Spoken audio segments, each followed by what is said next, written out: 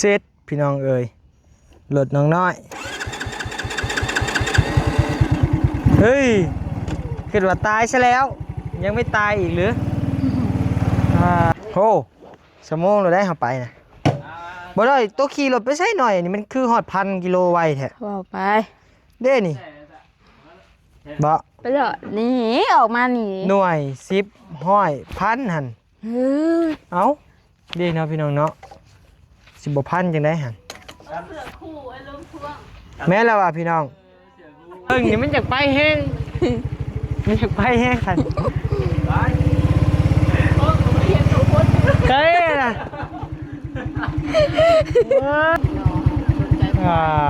จบคือจะลองแค่ล้างมาเว้ยขาแค่นี่ฮะรอชอยแล้วก็จะไปคืนน้ำเขาขังบอดี้มันย่อยนี่จ้ะบ่เกี่ยวบ่นี่บ่ยันล่มเพิ่นจ้ะมันคือย่อยนี่เราข่อยท่วงเท่านี้ในคิวๆอยู่ว้าวก็จำอยู่บ่หัวเทียนคือเป็นในนั้นน่ะนะว้าวจักหน่อยโอ้ยอันนี้แล้วมันเห็ดเฮาดับๆกี่นี่ฮะหัวเทียนอยู่บ่หัวเทียนอยู่เฮ้ยหน่อยดีเด็ดโตบ่ไปผู้เดียวหน่อยเอ้ยเนาะชาติบ่แห้งเบิ่งเอาอย่าพอเด้ออย่าพอตัดอย่าพึ่งได้ช็อตได้น้อยอย่าน้อยบ่ตาเป็นบาทเลยลองเบิ่งมันบาทเดียวบ่บัดนี้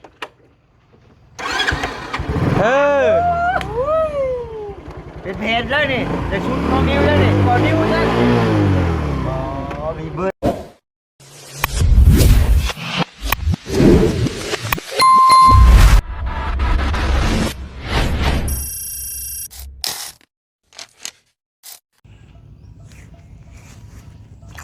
จะเป็นค่อยทำลงแรง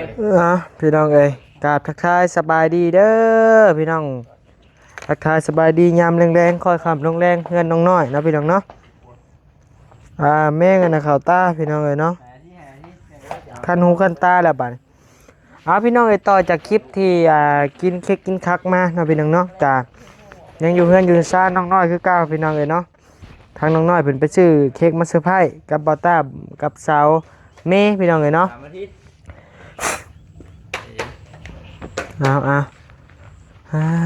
รถใหม่รถงามยังเปื้อนอยู่ยังบ่ล้างแต่มือน่ะบ่จักบายดีเด้อแม่นบ่ยังบ่ล้างแต่พุ่นเหมือนบ่เบิ่งน้องน้อยเป็นคนแบบบ่เพี้ยนนะพี่น้องเอ้ยเนาะแบบว่าขี่ได้ขี่อย่างเดียวนะบ่มีล้างสิมาเฮ็ดเราไม่ได้ไปทำมาเกาะเรานี่ไม่ได้มาแล้วนะมันครั้งแรก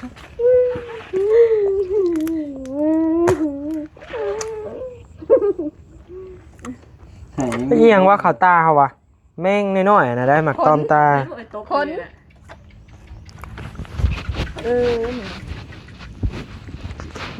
สบายดีเด้อนะพี่น้องเนาะสบายดีโอ้ยใช่นะซ้อมวันเกิดบ่สบายดีแต่ว่ามันเกิดเมียเจ้าฮอดก่อนเจ้าก็ใส่เมียเจ้าก่อนล่ะวะน้อยลงไปนั่งกับเอื้อยผู้ไปเกิดอันไปน้อยไหว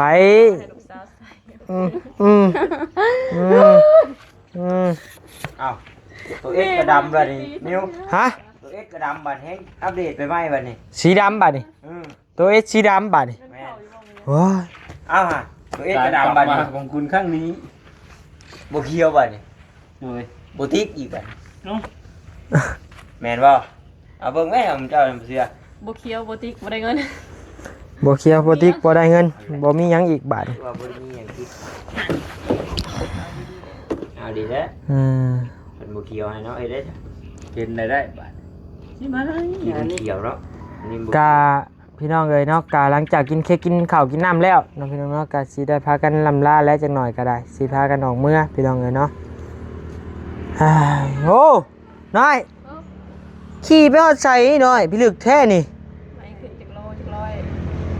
1,300 โลเลยมันลื้อโวยน่ะหักลงมาศูนย์เลยเด้อนิวแล้วก็ดำเลยเด้อว้าวเอาอ่ะนี่สักกี่ดีศูนย์เลยฮะลงศูนย์เลยบ่จ้ำมึงดูฮะจ้ำแล้วบ่จ้ำเข็มมันน่ะได้เข้าไปจ้ำเบิ่งเอาอ่ะบ่จ้ำตะลุนชุนน่ะ โ มันศูนย์ ศูนย์บ่ ศูนย์แล้วแถบศูนย์นี่นะฮะ เอออ้าวเฮ็ดเป็นยังไงน่ะ จำแมปเลยฮะ มันบ่ไหลเงินให้ได้คลิปแต่ละคลิปนะฮัน จำแมปเลย ว้า เงิน เบิ่งดู แล้วมื้อนี้นะ ขึ้นแล้วบัดมื้ออื่นมันบ่ไหลเงินได้บัดนี้เนี่ยมันเป็นอันนี้น่ะ นั่นบัดดำบัดนี้พวกมันนั่งเขียวอยู่ได้ ว่าเด้อมันสิลบล้างยูทูบเบอร์ลาว เนาะเอาแล้ว เรียบร้อยจ้ะ เรียบร้อยศูนย์คุรุ ศูนย์บ่เจ้ากะ คือกัน เอาเลย เป็นหยั อั ง น วะ เห็นแล้วพออันคลิปนะคลิปบะเตียงค่ะ เตียงกับ คือ พี่ อีห ไป ยัง แล้ ก็ ว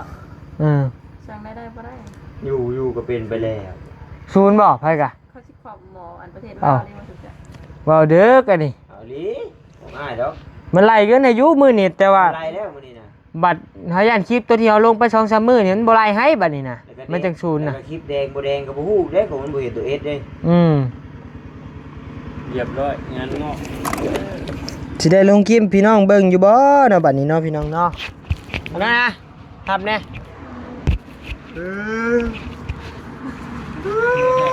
เนาะเว้าลีเนาะคะแนนว่าเฮาบ่มี YouTube จังอาจสิไปเห็นหยังบัด ไอ้งานไทยก็เที่ยวลูกไอ้ ให้เด้อคืนติ กินหอดลูกมาเนี่ยไปบ่ได้แท้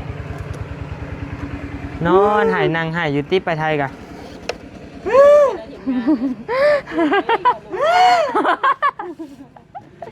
แม่นลีไว้คนเข้าตา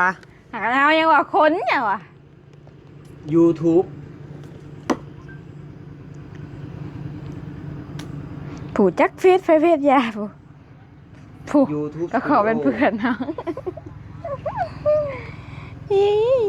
เป็นอีหยังบ่ เกิดเที่ยงคืน มีหยัง ด่วน โทรหาอาจารย์มึงดู อาจารย์ นี่ ธรรมดาหน่อยหน่อยเลยจ้ะเออ เอาเฮอบ่ คนมวนแท้ ฮู้อยู่บ่ ถึงแล้ว ฮะ เออเดี๋ยวก็เบิ่งนั่น เห็นบ่น้อยตัวมันทาเค้กใส่เตงนี่ ปืนบ่แรงมือ ขึ้นแล้วซิวนี่ เฮาก็คือกันเลยมีแต่สิวนี่เบิ่ง ไอ้ฮู้แล้วไอ้ฮู้แล้ว เนี่ย ไอ้ฮู้แล้วไอ้เบิ่งบาดเดียวไอ้จัก เอียงแหละ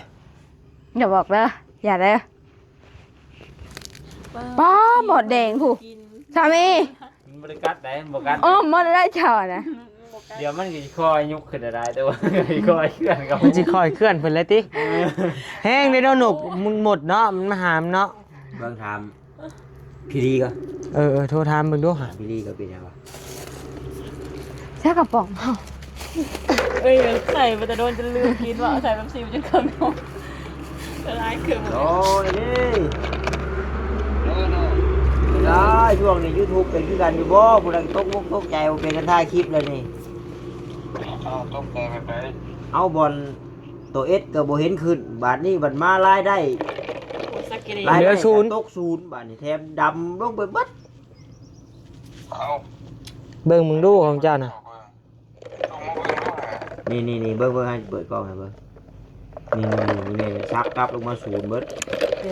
เอ้ยพวก ตะย่านแท้ พวกมันยังเขียวอยู่ได้ไอ้เขียวแบบยังเห็นตัวนี้มันยังเขียวแบบลืมอยู่แล้วก็ยอดมันก็ชูงกูนี่อยู่นี่กลับลงมาปลายแถมตกลงมาศูนย์กู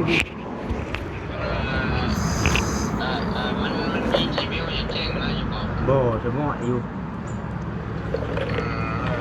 น่าจะเป็นน้ำระบบมันสิดี เนาะแล้วของบ่เวียดก็เป็นเลยของน้องนิ้วท่านได้เบิ่งของน้องนิ้วที่ถ่ายคลิปอยู่ สบายดีเด้อเด้อ ตัวนี้ยังอยู่ทางนี้ยังอยู่คือบ่ทันได้เป็น ปกติดิ แต่ว่าตัวเอสตัวหยังก็หายเป็นหลายมื้ออยู่ได้ไหน อืม ก็บ่น่าจะเป็นหยังดอกนั่นน่ะ ระบบมันเนาะ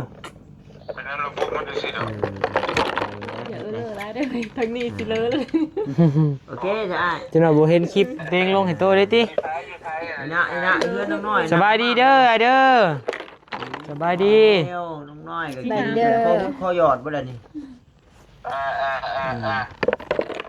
ไป เค้กมีหยังวันเกิดไป โอ้ยมันเกิดเบานิ้วเพิ่นน้องน้อยเพิ่นซื้อมาให้ยังบ่ได้ไปเพิ่นว่า ล่วงหน้า ถึงไปเรียบร้อย เอาเฮ้ยเห็นโอ้ยได้อะน่ะ เอาเปียกอันนี้เลย เสร็จแม่ตายได้ ใช่กันดีเลยเห็นไหม ยังจุ่มลงเลยบ่ มันถึกในพวก เช็ดจะเชื่อหันเช็ดดีๆเช็ดดี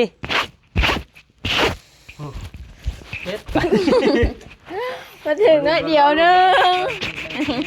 นั่นเตะคู่เลย นี่อะไรเข้ามาหรือเปล่า ๆน้อยใส่กระเจรถนะ บ่าว เบิก ตา มาดู อยู่ถุงมันนี่ เอามาดู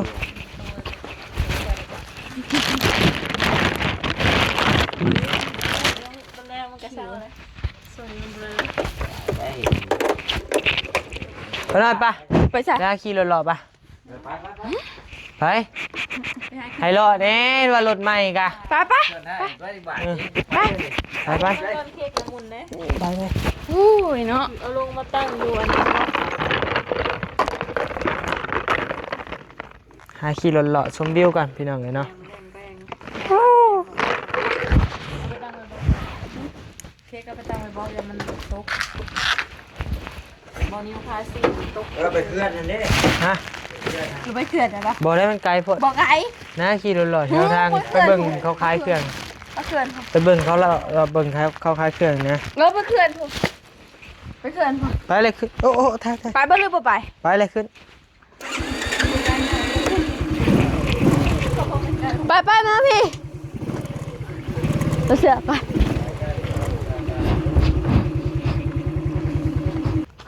ไป ฮะ ไปยังวะ ขึ้น มึงกินข้าว2 โมงเขากินข้าวนะ ลืมมัน ไปเขื่อนบ่ ไปเขื่อน ใคร ไว้หน่อยเอ้ย ขึ้นเลยไปโดนได้ ไป โอ้สมองเราได้เข้าไปนะบ่ได้ตัวขี่รถไปใช้หน่อยนี่มันคือฮอด1,000 กิโลไวแท้ บอกไป เด้นี่บ่ ไปเถอะหนี่ออกมาหนี หน่วย10ห้อยพันหั่น เฮ้ย เอ้าดีเนาะพี่น้องเนาะ10บ่พันจังได้หั่น เสือคู่ไอ้ลุงท่วง แม่นแล้วว่ะพี่น้อง ใจว่า100 กิโลแดด โพพันใดนี่ได้ 1,000 กิโลว่าดอกขี่แป๊บเดียวดักขี่ไปใช้ ขี่ไปใช้หน่อย ขี่ไปใช้โอ้ยแค่ฮี จับ อย่าเลย เบิ่งนี่มันจากไปแห้งมันจากไปแห้งคันเฮ้ยน่ะเฮ้ย เฮ็ดเอาทางหน้านะมา นี่จับเป็นนี่จับบนเมื่อนี่ มันก้มโพดเบิ่งเห็นไหมตัวสิจับประมาณนี้เนาะ เลย ตัวจับประมาณนี้ ฮะ จับเบิ้งมือนะสิบอกตั้งเจนี่ นี่ว่า โอเค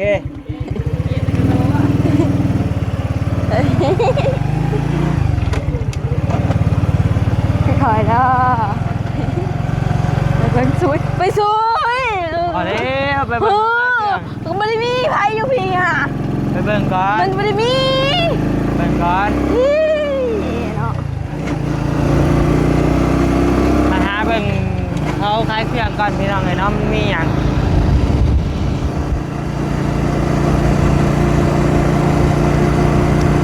เย็นเว้ยมื้อนี้ ฮะ เย็น ก็คือรถ ไผน่ะน้อยย่างนะ จากกระเดาเมื่อบ้านเห็นอยู่ปะ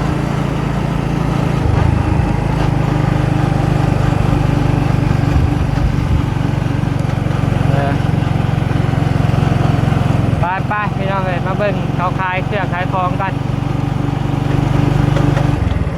โซ่ย่านมันเขาลืมเอากระแจ แล้วบ่ มาให้ ไปแปลง ถ่ายกระแจบ่าถ่ายบา แล้ว ตา บ่ หัน แปลง บ่ถ่ายบาตาหัน เช็ดขายไปเลยเพราะโต๊ะจิรอกินฮอดลูกอีกเลยกินฮอดเลยมาเห็นยังมาขายเครื่องกับว่าเลยเหลือแต่จิรอนี่ ซอยเลยว่า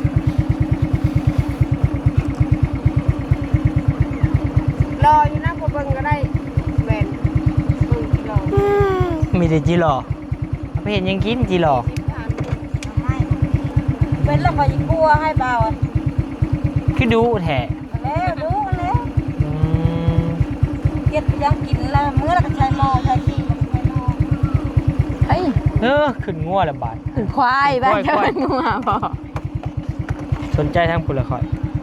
อย่าจบ คือจะลองใช้ล้างเบาเอ้ย ขาแค่นี้ฮะรอช่อยแล้วก็จังไปขึ้นน้ำเขาขัง บ่ได้อยากขึ้นน้ำเขาบ่กล้าขึ้น เธอนึกว่าเท่านี้ไว้เพื่อไว้ซื้อนมซื้อเจ้า มือใดก็ซื้อแต่นม ร้านนี่ก็แบบขายลูกเลยเด้อเอาทำผลเด้อเสือเด้อ มือหน้าเด้อมือนี้บ่อยากจีหลอ ว่าช่อยเขาจะ มือหน้า มาช่อยนึงผูเดียวนึงโอ้ย มือหน้าก่อน ว่ามือหนามือ มือหน้าก่อน ดูลูกหนวดลูกไปจังนะ บ่มันคันหนาเดี๋ยวนี้เขาเอาอันเค้กใส่หน้า ช่อยเขาจะผูเดียวนี่ มือหน้าก่อนเว้ย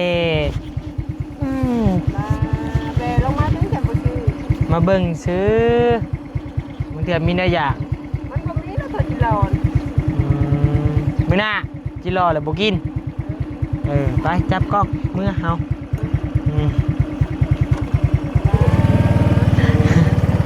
ได้อีตนพี่น้องเลย เห็นอยู่เลย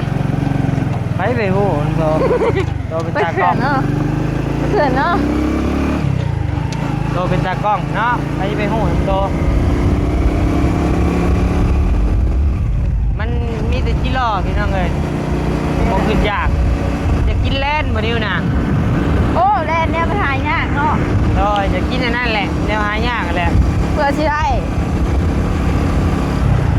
ไปพี่น้องเลยจับเมื่อก่อนเสร็จพี่น้องเอ่ยหลดน้องน้อยเฮ้ยคิดว่าตายซะแล้วยังไม่ตายอีกหรือน่าได้จับหน่อย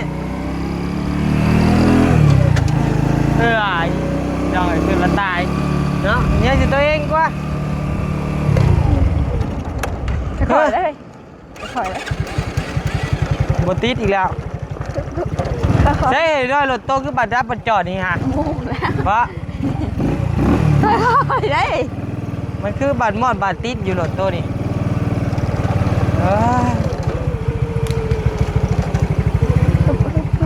บ่มีหยังอยู่พุ่นน่ะ กันบุบบับบ่ มันคือบึบบับ ไอ้ขี้ให้เขาจับโปโปโปโปโปโปโปโปไป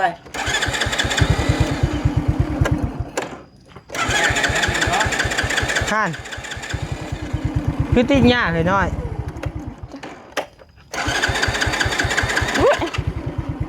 เฮ้ยบัตรง่ายบัตรยาก จุ่มกุ้มอ่ะนอนกัน คิวน้ำมันเนี่ย ตายขี่บาทเดียวกับสิเพ่บ่น้อยคือขั้นหนาเถอะว่าบัดนี้วะที่ห่างการปอ ไปนะไปเล่นชุยนะ หวังอันนี้หายไปแท้ กันที่พากันไปคุยแล้วบ่ หายไปแท้ช่วยไปมีหยังกะ มีเด็กแกล้งเธอเบิ่งว่า โอ้ยปนเหยียวเด้ไปเหยียวกัน มีน้ำมันว่ะ ดมมืออ่ะดมมือคิ้วเนาะ ไอ้ขี่ไปกินนี่กับบึบบับมันดับอยู่นี่ได้ ได้ว่าน้ำมันจากเบิดจ้ะ ว้ามันสินี่ เดี๋ยวว่ามันเดี๋ยวว่าอาการแปลกๆมันคิ้วๆจังว่า ห่านเห็นบ่ติดหญ้าบ่ห่านมันอยากติดหญ้าเนาะ เป็นน้องกระเจนบ่น้อย โอ้น้ำมันวืดพอดี บ่ บ่อันมันคิ้วน้ำมันที่อยากคือน้ำมันบวกน้ำมันหยังทีนะ